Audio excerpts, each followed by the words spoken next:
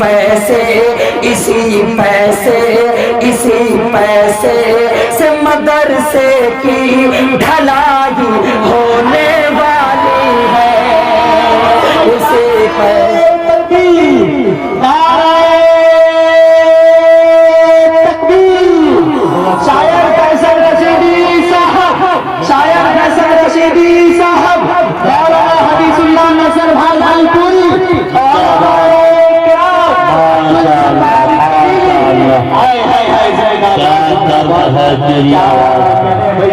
ہو جائے. آئیے حضرت سامعین و ناظرین، میں چاہتا ہوں اس وقت ایک جوشیلا اور ایک اصلاحی تقریر سنوانے کے لیے ایک عظیم ہستی صاحب کی ملاقات کروانے کے لیے چلو، جن کی تقریر سننے کے بعد یقیناً ہم ایک تر و تازہ محسوس کریں گے اور آپ کی خون کے اندر ایک بالغ کی پیدا ہو جائے گی. لیکن ان سے قبل میں یہ گزارش کرنا چاہتا ہوں، ادھر چلے نوجوان کھڑے ہیں، پیچھے کچھ نوجوان کھڑے ہیں، ابھی اس وقت آپ کو تقریر سننا ہے، ان سے آپ کی زندگی انشاءاللہ بدل جائے گی.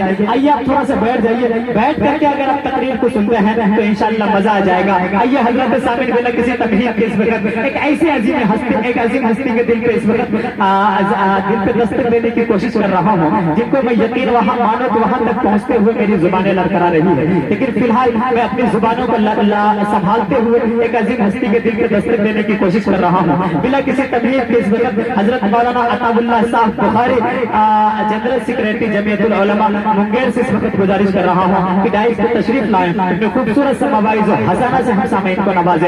اس شعر کے ساتھ حضرت والا کا استقبال ہے کہ عجب جادو ہے ان کی گفتگو میں، مخاطب ہو تو پتھر بولتا ہے. آئیے حضرت والا. الحمدللہ رب العالمین والصلاة والسلام على سید الانبیاء والمرسلین وعلى آلہ وصحبہ اجمعین. اما بعد، فقد قال الله تبارك وتعالى في القرآن المجيد: أعوذ بالله من الشيطان الرجيم، بسم الله الرحمن الرحيم. كنتم خير أمة أخرجت للناس تأمرون بالمعروف وتنهون عن المنكر وتؤمنون بالله إلى آخر الآية. وفي حديث قال رسول الله صلى الله عليه وسلم: كلكم راع وكلكم مسؤول عن رعيته، أو كما قال صلى الله عليه وسلم.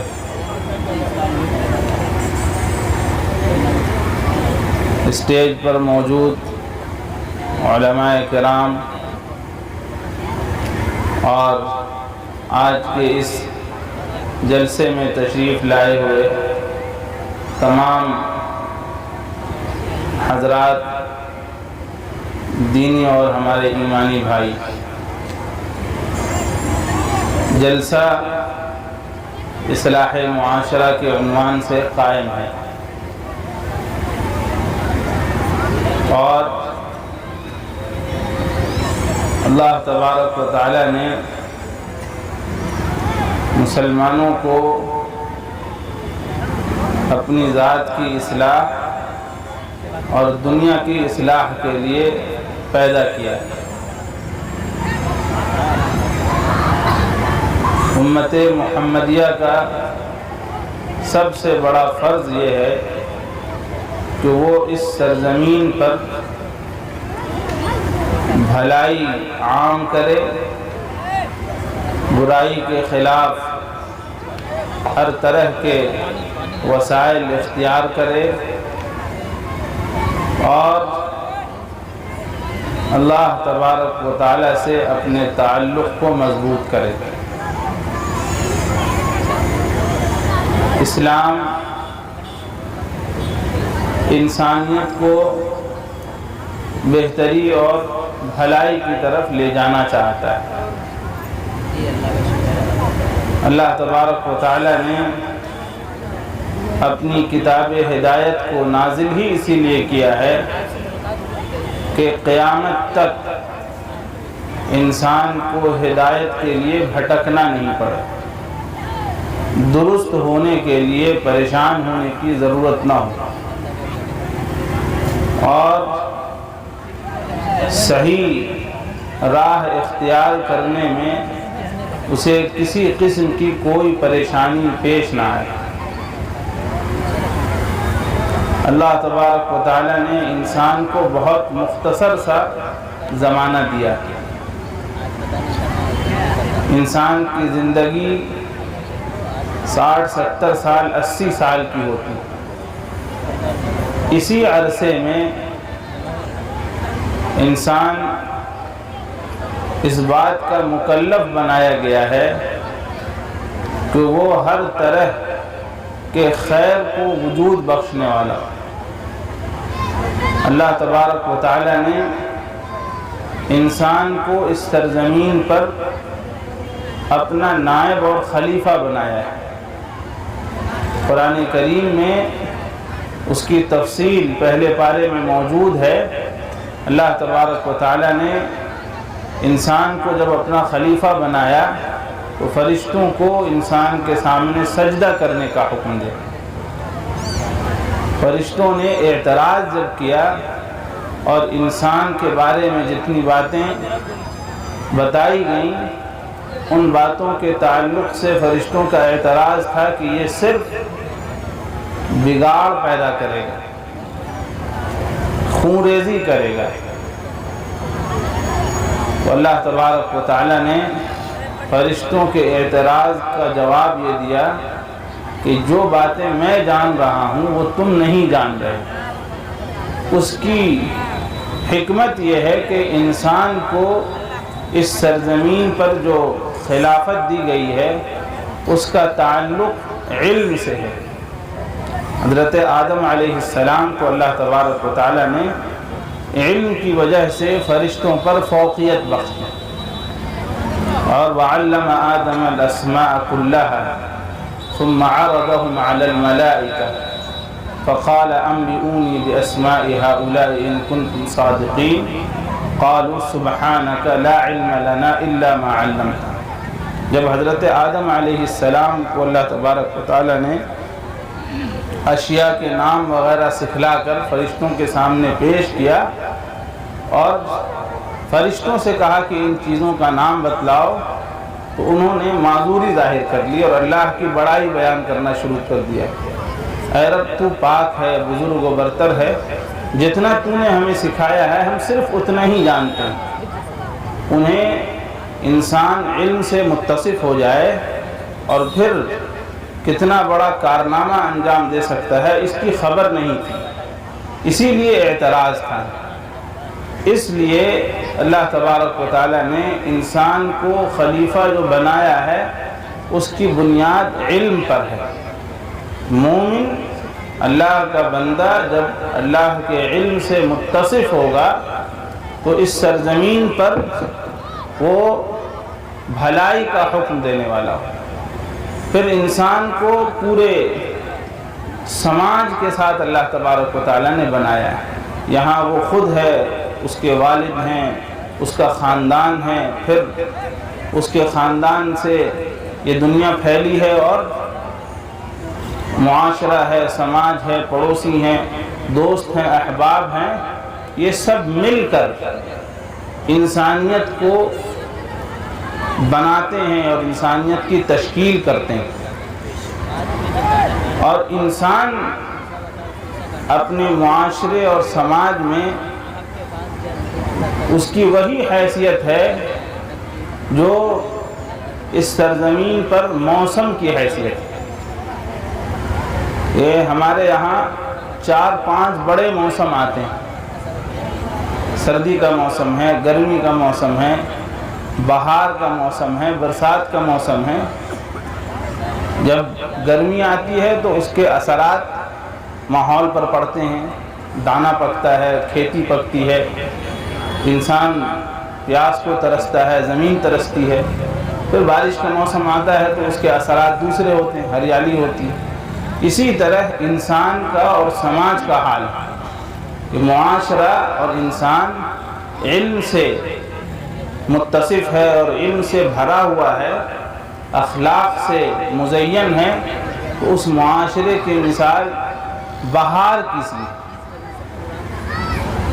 ہر جگہ ہریالی ہے، سرسبزی ہے، خوش رنگی ہے، جس طرح پھول کھلے ہوئے اچھے لگتے ہیں، ایسے ہی انسان عالم ہے، باعمل ہے، با اخلاق ہے، با حیا ہے، تو اس کا اثر جو ہے پورے سماج پر اور ماحول پر پڑتا ہے۔ اس ماحول کو سنبھالنے کی ذمہ داری ہے مومن کی، اسے ہرا بھرا رکھنے کا فرض ہے مومن کا۔ مسلمانوں کو اسی لیے پیدا کیا گیا ہے۔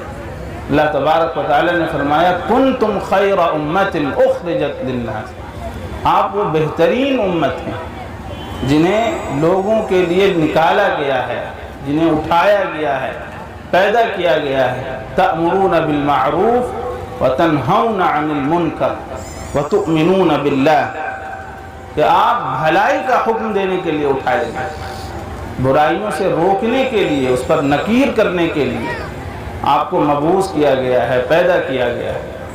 یہ جو اصلاح معاشرہ کا جلسہ ہے، یہی احساس دلانے کے لیے کہ ہم جسے اللہ تبارک و تعالی نے اتنا مکرم اور اتنے بلند مرتبے کے ساتھ ذمہ داریوں کے ساتھ یہاں بھیجا ہے، ہم اپنی ذمہ داری نبھا رہے ہیں یا نہیں نبھا رہے۔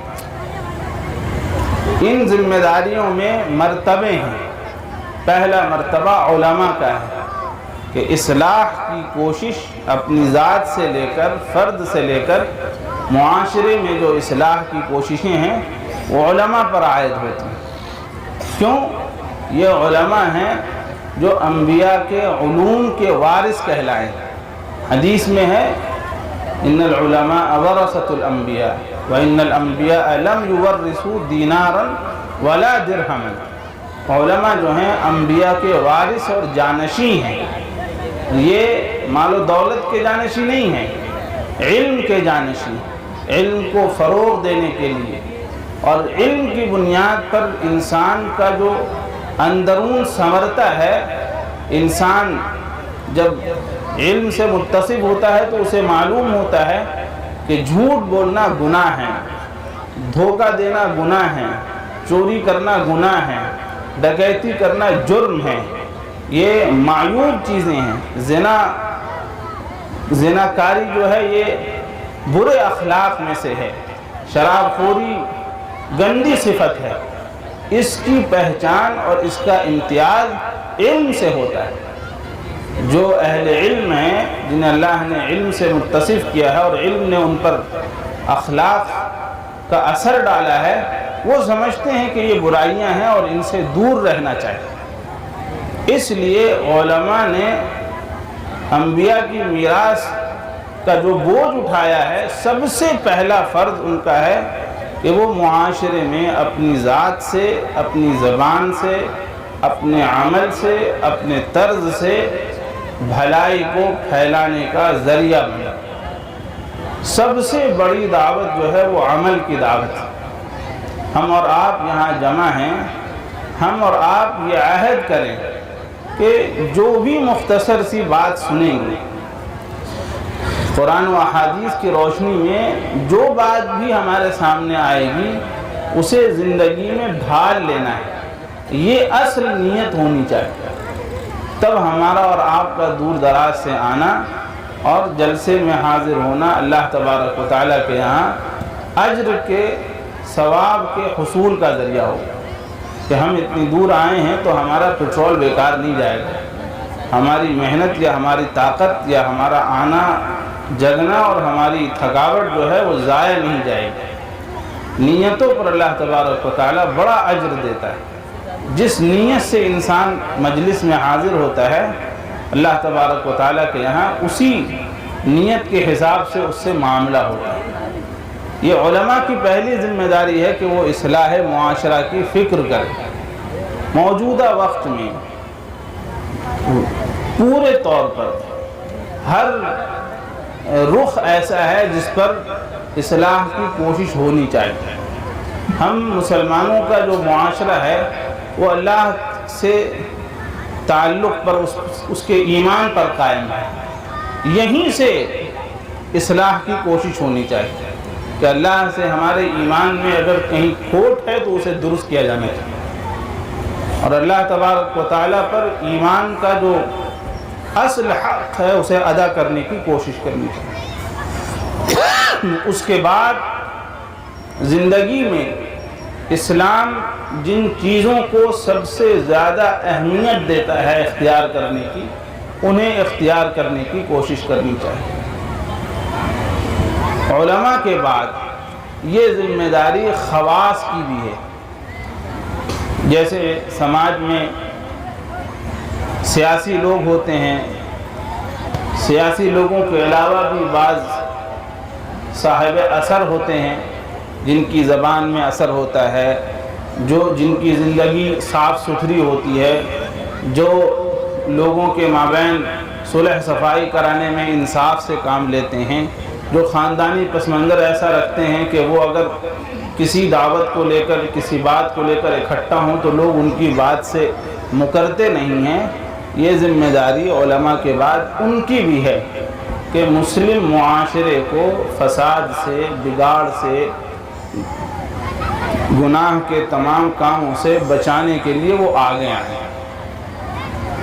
اور ان دونوں کے بعد تیسری ذمہ داری ہر خاندان کے بڑے اور مکھیا کی، جو اپنے خاندان کا سروے سروا ہے، باپ ہیں تو اس کی ذمہ داری ہے، بھائی ہیں اگر سب سے بڑے تو ان کی ذمہ داری ہے کہ خاندان کے ہر فرد کی صحیح تربیت ہو رہی ہے یا نہیں، اس کے تعلیم و تربیت کا صحیح انداز اختیار کیا جا رہا ہے یا نہیں۔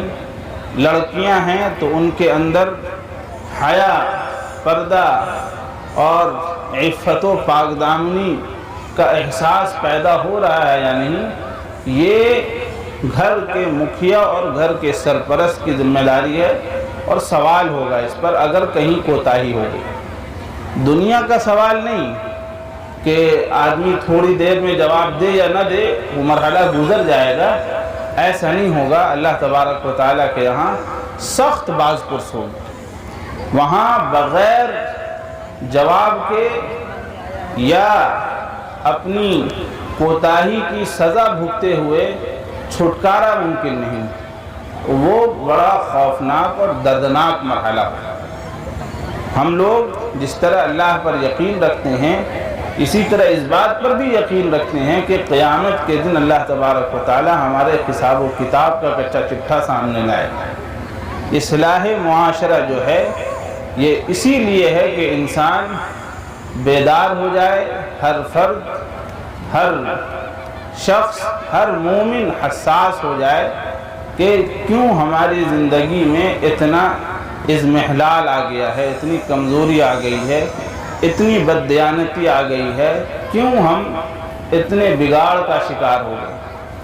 اپنے قلب کا اور اپنے باطن اور اندرون کا محاسبہ کرنا چاہیے، کیونکہ جتنی باتیں جلسوں میں ہوں گی یا اللہ اور اس کے رسول کے حوالے سے جو بھی بات کہی جائے گی، وہ اسی وقت دل میں اترے گی جب تک دل اس کے قبول کرنے کے لائق ہوگا۔ دل بالکل ایک برتن یا کٹورے کی طرح ہے، اگر اس برتن اور کٹورے میں جگہ خالی ہے، وہ برتن صاف ستھرا ہے، تو آپ اس سے کھانا بھی کھا سکتے ہیں، پانی بھی پی سکتے ہیں، اپنی ضرورت پوری کر سکتے ہیں۔ دل بھی ایسا ہی ہے، دل میں انسان کو اللہ سے اپنے تقرب کے لیے دل کو اگر صاف رکھا ہے انسان نے، تو ساری باتیں اس کے دل میں آئیں گی اور وہ پھر اس کے اعضاء و جوارح میں اپنا اثر دکھلائیں گے۔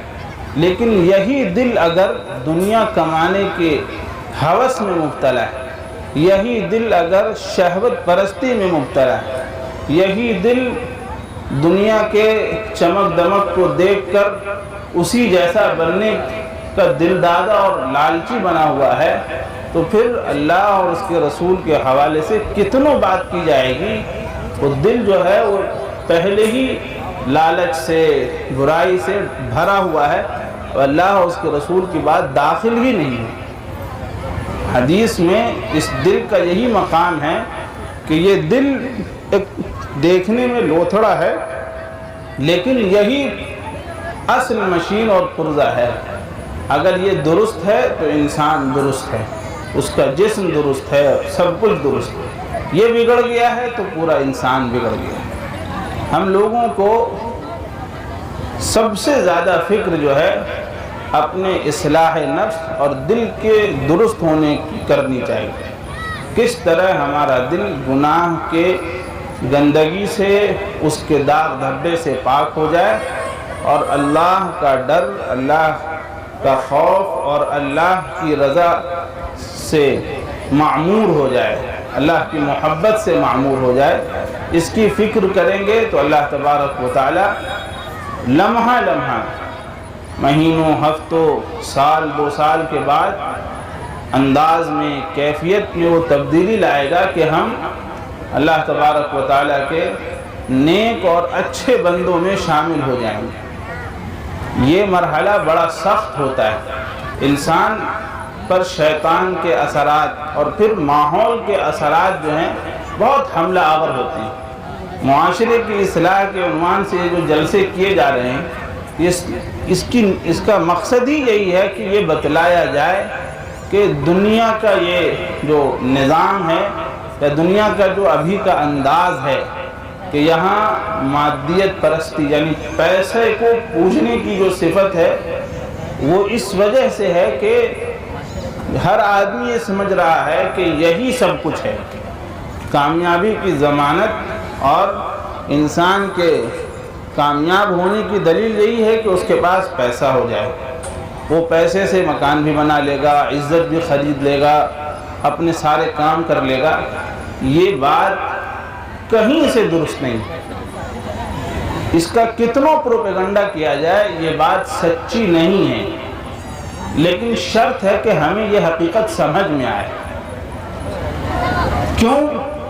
کیونکہ انسان کی زندگی کا اور اس کے جینے اور خوشحال رہنے کا معیار جو ہے وہ اللہ کا فیصلہ ہے، اللہ کا حکم ہے۔ انسان اپنی روزی کے لیے اگر پریشان ہوگا تو اسی میں الجھا رہے گا، اور اگر اللہ پر بھروسہ رکھ کر اپنی روزی تلاش کرے گا تو اطمینان کے ساتھ ذہن بھی مطمئن ہوگا، دل بھی مستحکم رہے گا، ڈولے گا نہیں، انسان پریشان نہیں ہوگا۔ میرے محترم، اس لیے یہ جلسے منعقد کیے جاتے ہیں کہ انسان کو دنیا کی بے ثباتی اور پیسے کا بے وزن ہونا سمجھایا جا سکے۔